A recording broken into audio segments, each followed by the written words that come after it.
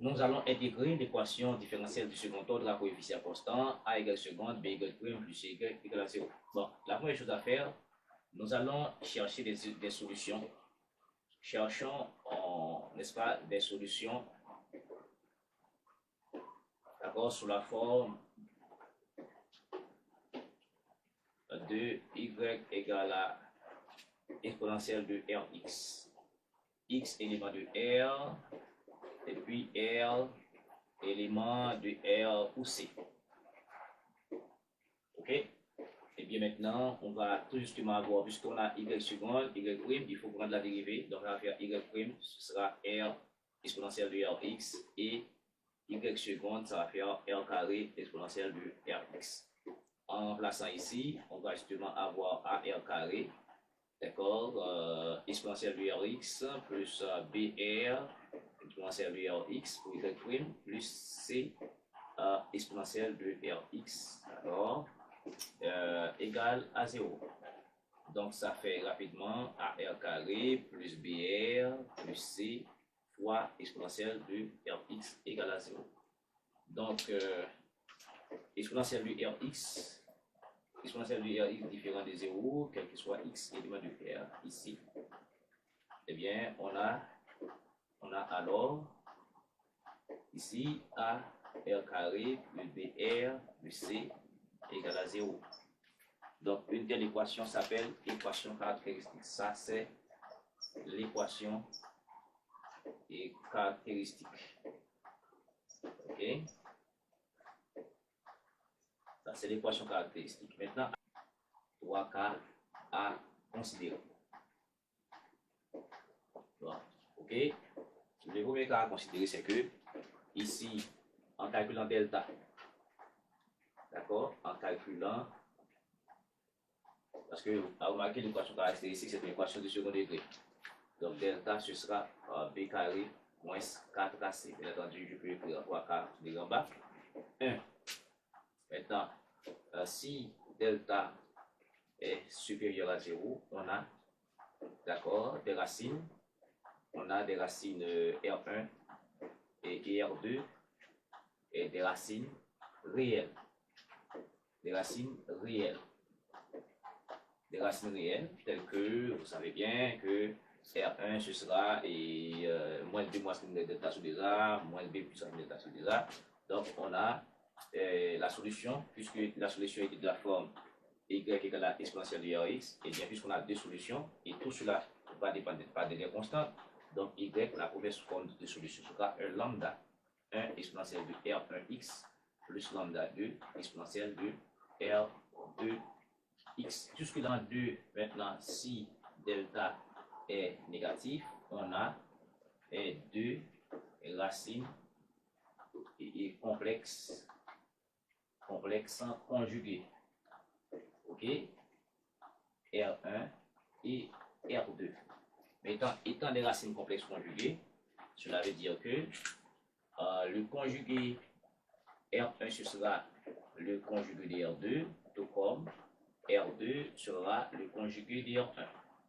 D'accord? Eh bien, la solution s'écrit Y, toujours, si je reprends cette forme, ce sera un lambda 1 exponentielle de R1x plus lambda 2 exponentielle de R2x. Et c'est là que généralement on a trouvé pas mal de problèmes.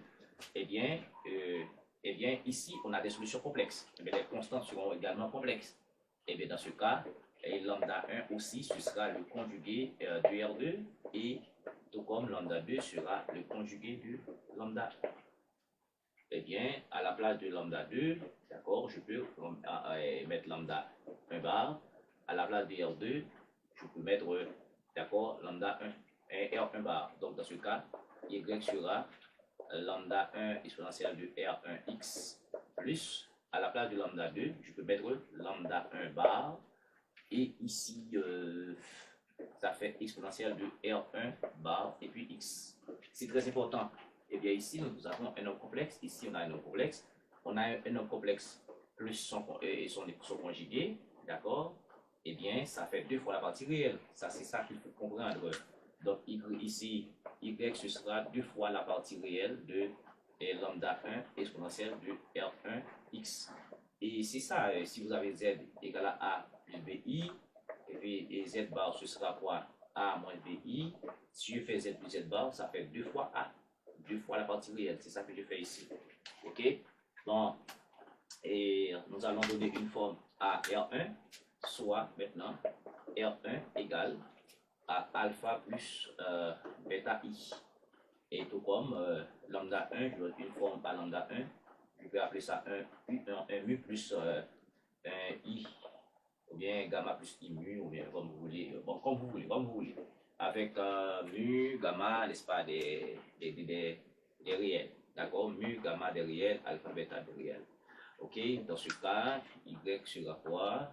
C'est 2 fois réel de tout ceci là, lambda 1, c'est mu plus I et gamma, et d'accord, facteur de exponentielle de R1 qui est égal à alpha plus bêta I et fois X, ok, et Y sera 2 fois réel, 2 fois réel de mu plus I et gamma, ok, ici ça va faire exponentielle de alpha X, hein, exponentielle de alpha X plus par exponentielle de bêta xi.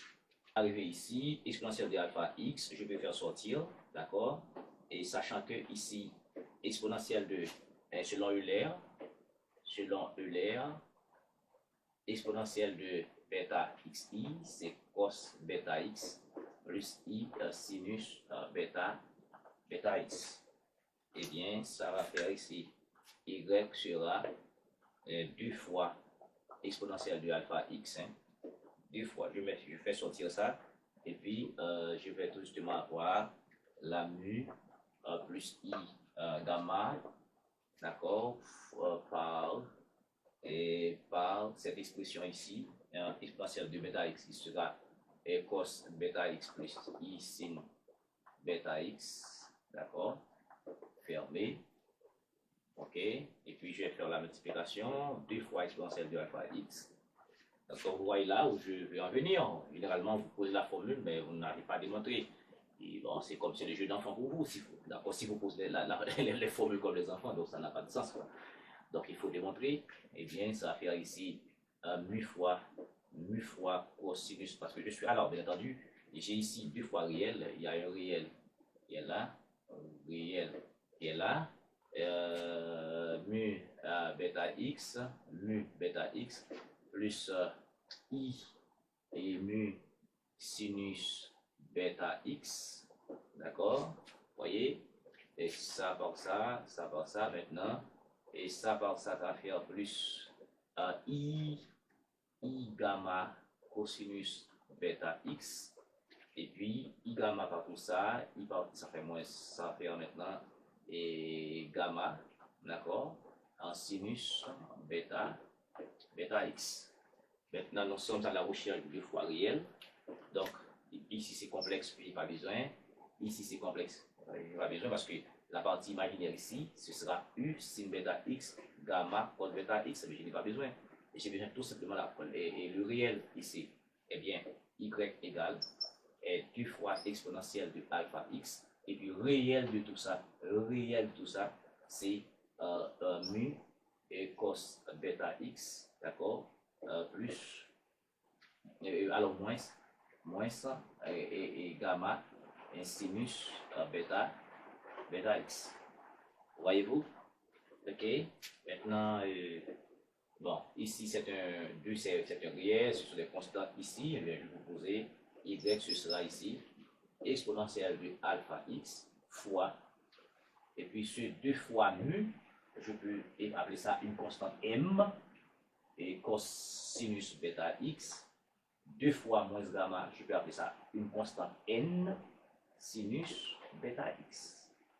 Voilà donc la forme de la solution lorsqu'on a, n'est-ce pas, et delta inférieur à 0. Donc je pose m égale à 2 fois mu et n égale à en moins 2 fois gamma. Ok? Ok, en 3, lorsque delta inférieur à 0, c'est-à-dire delta b carré moins 4ac égale à 0, le troisième cas. Maintenant, on sait que on a R1, on a une racine double, R1 égale à R2 égale à, j'appelle ça un R égale à moins B sur 2A. D'accord? Voilà. Eh bien, nous allons chercher des solutions. Cherchons, n'est-ce pas, des solutions. D'accord? Bien, une solution de l'équation sous la forme de y égale à 1z exponentielle de Rx avec z une fonction de x. Ok? Rappelez-vous, l'équation c'était quoi? A y seconde b y prime plus cz a plus cy égale à 0. Et bien dans ce cas, étant donné que on a y, c'est ça la forme, on cherche sur cette forme, mais il faut prendre la dérivée. Y prime sera z prime exponentielle du Rx plus rz exponentielle du Rx, on est d'accord, c'est la dérivée du produit. Y seconde, ce sera z seconde exponentielle du Rx plus rz prime exponentielle du Rx plus ici, ça fait rz prime exponentielle du Rx plus maintenant r carré z exponentielle du Rx. Bon, assurément, vous maîtrisez ce que c'est la dérivée. Ok? Dans ce cas, y seconde sera ici z seconde exponentielle du Rx. Ici, j'ai rz prime exponentielle du Rx, ça fait 2r, et z prime exponentielle de Rx plus r carré z exponentielle de Rx. Maintenant, je vais remplacer respectivement y seconde et y prime par leur valeur. Donc, dans ce cas, on a ici y seconde. Donc, ça va faire ici y seconde. Je vais refaire tout ça. Ça va faire z seconde. Az seconde exponentielle de Rx plus 2a r z prime exponentielle de Rx, d'accord, je vais distribuer, plus maintenant ici en ar carré z exponentielle de Rx, plus maintenant by prime, ouais, by prime c'est ça, d'accord, ça va faire ici bz prime exponentielle de Rx plus BRZ exponentielle de Rx. Et finalement plus CY. C'est CY, c'est quoi? C'est ça. Y, c'est ça. Ça fait CZ exponentielle de Rx égale à 0. Bon, à bien remarquer là, et nous avons des termes en Z prime ici. Donc on peut factoriser. Bon, bien entendu, il faut comprendre qu'on a des exponentielles partout.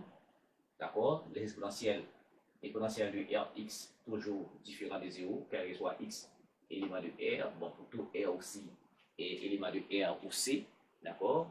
Et bien, dans ce cas-là, on va justement avoir AZ second, parce que je factorise par exponentielle de Rx qui est déjà différent de 0, AZ second. OK? Et puis, là, j'ai Z prime. Si je factorise par Z prime, je vais rester 2AR.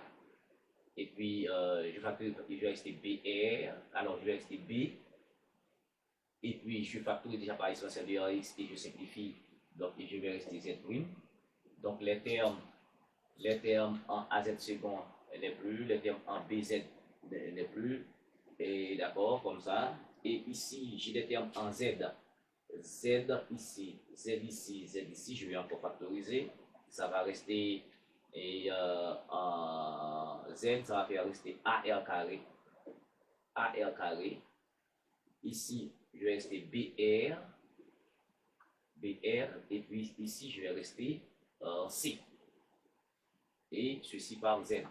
Et tout ceci, ça fait 0. Mais vous reconnaîtrez rapidement, cette équation n'est toute que l'équation caractéristique. L'équation caractéristique était nulle.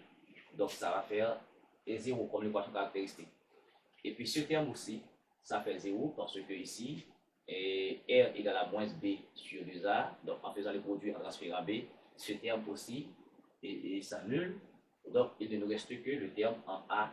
Donc on a A, Z second égale à 0. Maintenant, A différent de 0 ici, bien entendu. Cela veut dire que A, on ne reste que Z second égale à 0. Donc si Z second égale à 0, donc si on accepte l'équation différentielle du second ordre, ici, eh bien, avec une première primitive, Z' va nous donner une constante lambda 1. D'accord? Z1, voilà. En faisant une première intégration, Z' sera une constante lambda 1. Et puis, en faisant une deuxième intégration, il va rester Z jusqu'à 1 lambda 1, X, encore plus une constante, lambda 2. D'où la solution Y sera Z. J'avais dit que je cherche la solution sous la forme de Y égale à Z exponentielle de Rx. Eh bien, Z est quoi? C'est lambda 1, X plus lambda 2, ici, exponentielle de Rx. Voilà, donc, en conclusion, lorsque vous avez une équation de la forme A, Y seconde plus B, Y prime plus CZ égale à, plus CY égale à 0, donc on peut, la première solution, lorsque delta inférieur à 0, est supérieur à 0, donc Y égale à lambda 1, exponentielle de R1, X plus lambda 2, exponentielle de R de X, ça c'est lorsque delta est positif. Lorsque delta est négatif, on a des racines complexes conjuguées, on a des solutions de la forme exponentielle de alpha x facteur de m cosinus bêta x plus sinus et plus n sin bêta x. D'accord, avec m, n des constantes, alpha des constantes aussi. Et puis alpha et bêta, les parties réelles et imaginaires, n'est-ce pas, et de la solution complexe conjuguée. Et puis 3, y égale à et lambda 1 x plus lambda 2 exponentielle de Rx avec R la solution double, n'est-ce pas, lorsque delta égale à 0. Merci beaucoup de suivre.